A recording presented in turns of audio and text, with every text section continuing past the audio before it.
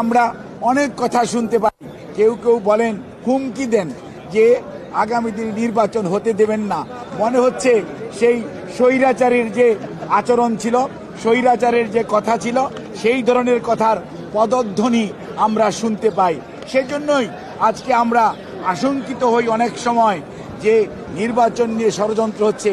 কেউ কেউ বলার চেষ্টা করেন প্রধান উপদেষ্টা মহোদয় তো প্রধান নির্বাচন কমিশনার ও নির্বাচন কমিশনকে বলে দিয়েছেন ফেব্রুয়ারির মধ্যভাগের মধ্যে নির্বাচন সম্পন্ন করতে।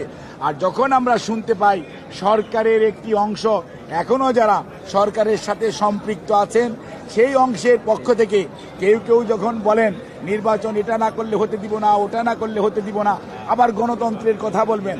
এই দেশের মানুষ গণতন্ত্রগামী মানুষ। এই দেশের মানুষ জানতে চায় তার প্রতিনিধিকে, তাদেরকে সরাসরি দেখতে চায়।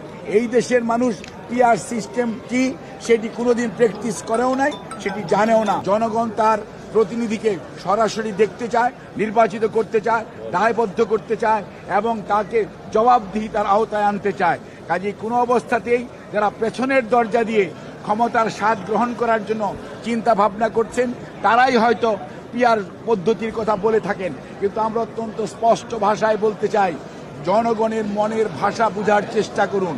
এই জনগণ বিগত প্রায় 8 সন থেকে 24 সন পর্যন্ত তাদের সরাসরি তাদের যে মালিকানা সেটা ফেরত পায় নাই।